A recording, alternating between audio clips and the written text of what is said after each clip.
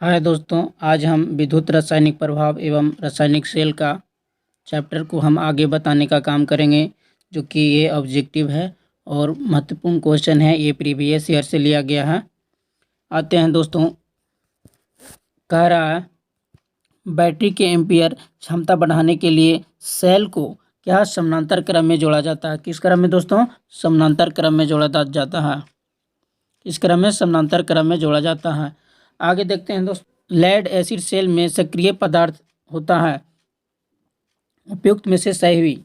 Lead peroxide होता है, तनु गंधक का अम्ल होता है और स्पंजी लेड होता है। इन्हीं उपयुक्त में से सभी होता है। आगे आते हैं दोस्तों, किसी बैटरी की क्षमता नापी जाती है किसमें? एम्पियर घंटा में। किसमें? एम्पियर घंटा में होता है। दोस्तों आगे देखते हैं, कह रहा है लेड एसिड सेल की तुलना में निकिल आयरन सेल की क्षमता कम होती है। क्यों?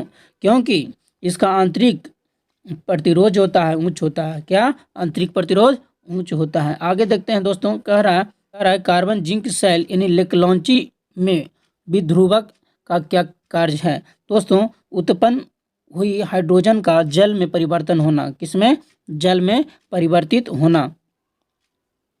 आगे आते हैं दोस्तों, आगे क्वेश्चन कह रहा है शुष्क सेल में कौन सा पदार्थ जो होता है विध्रुवक का कार्य करता है, यानी मैग्नीज डाइऑक्साइड। कौन? Manganese dioxide. आगे देखते हैं दोस्तों, जब लेड प्रतिरोध का मान सेल के कुल आंतरिक प्रतिरोध के तुल्य हो जाता है, वो क्या होता है? सर्किट करंट अधिक होता है। ठीक है दोस्तों, आगे आते हैं। आगे क्वेश्चन क्या कह रहा है, वोल्टेइक अथवा लेक्लॉन्ची सेल में पॉजिटिव इलेक्ट्रो चारों ओर हाइड्रोजन आयंस क्या? हाइड्रोजन आयंस एकत्र होना क्या कहलाता है? ध्रुव छादन कहलाता है। ठीक है दोस्तों, हम आगे आते हैं। कह रहा है लेड एसिड सेल पुनः आवेशित किए जाने योग्य होता है क्योंकि यानी इसकी रासायनिक प्रक्रिया उत्क्रमणीय होती है। क्या? रासायनिक अभिक्रिया, इसकी रासायनिक प्रक्रिया उत्क्रमणीय होती है। 144 एम्पियर घंटा बैटरी 8 एम्पियर करंट लगभग कितना? 18 घंटा तक प्रदान करेगा। कितना? 18 घंटा तक प्रदान करेगा। दोस्तों कैसे? क्या बताए थे? एक पीछे फॉर्मूला बताए थे। क्या? फिर इससे क्या भागा देंगे, यानी 144 एम्पियर घंटा बटा क्या? 8 एम्पियर करंट लगभग, यानी 8 से डिवाइड करेंगे तो कितना होगा? यानी 18 होगा। ठीक है दोस्तों, हम आगे आते हैं। कह रहा है निकिल आयरन सेल होता है। निकिल आयरन सेल जो होता है तर सेकेंडरी सेल। यदि किसी लेड एसिड बैटरी को लंबे तक निष्क्रिय रखना हो तो क्या होगा? यानी बैटरी का इलेक्ट्रोलाइट निकाल कर, किसका? बैटरी का इलेक्ट्रोलाइट निकाल कर बैटरी को सुखाकर शुष्क ठंडे व स्वच्छ स्थान में सुरक्षित रख देना चाहिए। ठीक है, आगे आते हैं। चार्जिंग के समय लेड एसिड सेल विद्युत ऊर्जा का परिवर्तित करता है। क्या? रासायनिक ऊर्जा में। दोस्तों क्या है? चार्जिंग के समय लेड एसिड सेल विद्युत ऊर्जा को परिवर्तित करता है। किसमें? रासायनिक ऊर्जा में। ठीक है, तीक अपघटन में कैथोड पर एकत्र होने वाला पदार्थ का द्रव्यमान क्या होता है? करंट के परिणाम और विद्युत रासायनिक तुल्यांकी के गुणनफल के अनुक्रमानुपाती होता है। ठीक है दोस्तों, आगे आते हैं। आगे क्या करा? इलेक्ट्रोलाइट में उपस्थित अशुद्धियों के कारण सेल की प्लेट्स में आंतरिक शॉर्ट सर्किट पैदा हो सकता है, जो स्थानीय क्रिया कहलाता है। ठीक है, आगे आते हैं दोस्तों। करा इलेक्ट्रोलाइट की अवस्था को व्यक्त किया जा सकता है किसको? अपेक्षिक घनत्व के रूप में। किस रूप में? अपेक्षिक घनत्व के रूप में। आगे आते हैं। कह रहा है प्राइमरी सेल में पैदा होने वाला स्थानीय क्रिया दोष को दूर किया जा सकता है, यानी जस्ते इलेक्ट्रोड पर पारे की परत चढ़ाकर। आगे आते हैं दोस्तों। कह रहा सेकेंडरी सेल का मुख्य लाभ है, कह रहा इसे पुनः आवेशित किया जा सकता है। क्या? सेकेंडरी सेल में क्या बताए थे दोस्तों? पुनः आवेशित किया जा सकता है। ठीक है, आगे होता है निम्न क्रियाओं में गैसिंग संपन्न होता है। देखिए, देखते हैं क्या कह रहा है। लेड एसिड सेल की चार्जिंग प्रक्रिया में। क्या? लेड एसिड सेल की चार्जिंग प्रक्रिया में। आगे आते हैं दोस्तों, कह रहा लेड एसिड सेल के लिए इलेक्ट्रोलाइट तैयार किया जा सकता है यानी सल्फ्यूरिक अम्ल को जल में घोलकर। ठीक है। आगे आते हैं, कह रहा किसी स्टोरेज बैटरी की क्षमता निर्भर करती है किस पर? उसकी प्लेट की क्षेत्रफल पर। ठीक है। आगे आते हैं, डिस्चार्ज बैटरी को आंतरिक प्रतिरोध क्या होता है? बढ़ जाता है। आगे आते हैं, ये दोस्तों ये क्या है? ये चित्र है। क्या है? ये चित्र है। देखिए, कह रहा है चित्र में दर्शाए गए परिपथ का प्रभावी जो होता है विद्युत वाहक बल कितना होता है? कितना होता है? विद्युत वाहक बल कितना होता है? तो कितना? 6 वोल्ट होता है। ठीक है। आगे आते हैं दोस्तों, कह रहा है चित्र में दर्शाए गए परिपथ में किस विधि से बैटरी आवेशित की जा रही है? स्थिर वोल्टेज चार्जिंग विधि। कौन सी? स्थिर वोल्टेज चार्जिंग विधि दोस्तों। ठीक है। आगे आते हैं, आगे कह रहा है निम्न में से कौन सा लेड प्राइमरी नहीं है यानी लेड एसिड सेल। ठीक है। आगे आते हैं, ये रिक्त बढ़ने वाला है दोस्तों। चलिए दोस्तों, हम आगे आते हैं, कह रहा डेनियल सेल में रिक्त स्थान यानी विद्रुवा का कार्य करता है। यानी विद्रुवा के कौन कौन करता है? तनु गंधक का अम्ल होता है। क्या क्या हो गया यहाँ दोस्तों? तनु गंधक, तनु गंधक का अम्ल। ठीक है दोस्तों, आप लिख लीजिएगा, याद कर लीजिएगा। आगे आते हैं दोस्तों, कह रहा है सेलों का समूह क्या कहलाता है? बैटरी कहलाता है। ठीक है। आगे आते हैं, कह रहा है लेड एसिड बैटरी में चार्जिंग के समय विद्युतिक ऊर्जा खाली स्थान यानी चार्जिंग में परिवर्तित हो सकता है। दोस्तों क्या कह रहा है? वैद्युतिक ऊर्जा किसमें? रासायनिक ऊर्जा में परिवर्तित होता है। क्वेश्चन पढ़िए। कह रहा है दोस्तों लेड एसिड बैटरी में चार्जिंग के समय क्या? चार्जिंग के समय वैद्युतिक ऊर्जा किसमें? रासायनिक ऊर्जा में परिवर्तित होता है। किसमें? रासायनिक ऊर्जा में।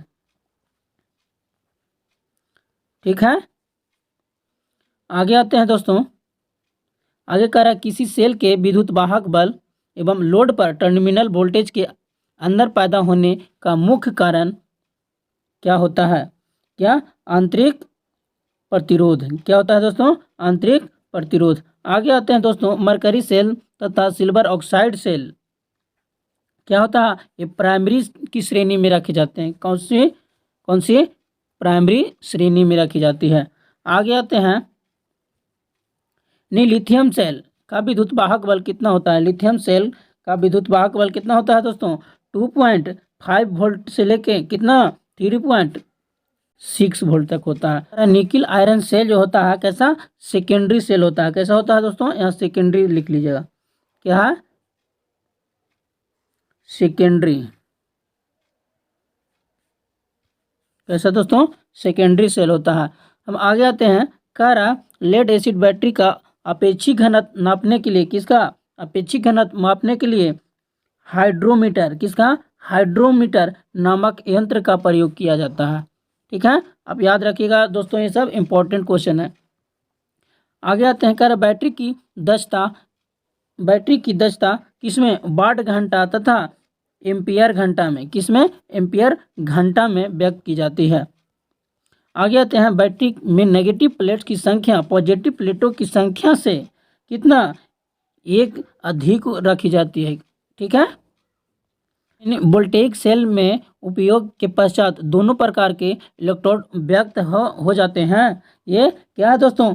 गलत है। इसका सही क्या होगा? यानी वोल्टेइक सेल में उपयोग के पश्चात केवल जिंक इलेक्ट्रोड व्यक्त होता है। कौन सा? जिंक। क्या होगा दोस्तों? Zinc electrode.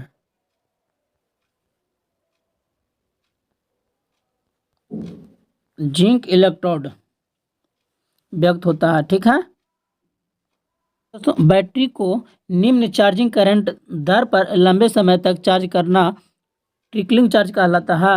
चार्जिंग कहलाता ट्रिकल चार्ज कहलाता है। दोस्तों ये सही है। आगे आते हैं, लेड एसिड बैटरी की को पूर्ण आवेशित करने के पश्चात उसके इलेक्ट्रोलाइट का अपेक्षित घनत्व कितना?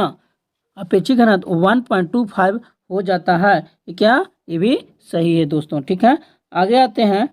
सेल का आंतरिक प्रतिरोध, उसका आउटपुट करंट सीमित होती है। दोस्तों क्या है, गलत है। इसका सही आंसर क्या होगा, आप लिख लीजिएगा दोस्तों। क्या कह रहा है, सेल की संयोजित लोड प्रतिरोधक उसकी आउटपुट करंट को सीमित करता है। ठीक है, आगे आते हैं 35 नंबर क्या है, कार्बन जिंक सेल में जिंक का पात्र नेगेटिव इलेक्ट्रोड का कार्य करता है। दोस्तों ये सही है। आगे आते हैं 36 कह रहा है, एल्काइन सेल इन्हीं प्राथमिक तथा सेकेंडरी दोनों प्रकार के बनाए जाते हैं। दोस्तों ये भी सही है। आगे आते हैं 37 कह रहा है, लेड एसिड बैटरी को डिस्चार्जिंग प्रक्रिया में दोनों प्रकार की प्लेट लेड सल्फेट में परिवर्तित हो जाती है। दोस्तों ये भी सही है। आगे देखते हैं, स्थानीय क्रिया प्राइमरी सेल के जीवन को घटा देती है। क्या कह रहा है दोस्तों, स्थानीय क्रिया प्राइमरी सेल के जीवन को घटा देती है। दोस्तों ये सही है। आगे आते हैं 39 नंबर कह रहा है, प्राइमरी सेल तथा डाई सेल में कोई अंतर नहीं है। दोस्तों ये भी सही है। आगे आते हैं 40 नंबर कह रहा है दोस्तों, वोल्टमीटर में इलेक्ट्रोड ही वह साधन है जिसके द्वारा करंट इलेक्ट्रोलाइट में प्रवेश करती है अथवा उससे बाहर निकलती है। ये भी दोस्तों सही है। आगे आते हैं, लेक लॉन्ची सेल क्या है, ये जिंक कार्बन होता है। ठीक है, दूसरा वोल्टेइक सेल क्या होता है, ये जिंक तांबा होता है। तीसरा क्या, डीनियल सेल क्या होता है, ये जिंक तांबा पात्र होता है। और क्या है, ये एल्काइन सेल क्या होता है, जिंक और पोटेशियम हाइड्रोक्साइड होता है। ठीक है, सिल्वर ऑक्साइड सेल क्या होता है, ये जिंक सिल्वर ऑक्साइड होता है। हम आगे आते हैं दोस्तों, कह रहा है लेक लॉन्ची सेल कितना होता है, 1.5 वोल्ट होता है। लेड एसिड सेल कितना होता है, 2.2 वोल्ट होता है। डीनियल सेल कितना होता है, 1.1 वोल्ट होता है। मरकरी सेल कितना होता है, 1.35 से 1.4 वोल्ट होता है। लिथियम सेल कितना होता है, 2.5 वोल्ट से 3.6 वोल्ट तक होता है। सल्फेशन जो होता है, क्या लंबे समय तक निस्मियोज पड़े रहना। देखिए कह रहा है, सेडिमेस्टेशन क्या होता है, सेडिमेस्टेशन क्या होता है, ये अशुद्ध जल डालना होता है। क्या, अशुद्ध जल डालना होता है। आगे ये कह रहा, वॉकलिंग क्या होता है, तो उच्च करंट दर पर आवेश अथवा विसर्जन होता है। ठीक है दोस्तों, आगे आते हैं, कह रहा है कोरोजन क्या होता है, सेल टर्मिनल्स को साफ न करना। ठीक है दोस्तों, सेलों का मिश्रण समूह क्या है, सेलों का मिश्रण समूह यानी एक में सी होगा, कौन होगा दोस्तों, ये है सेलों का मिश्रण समूह होता है।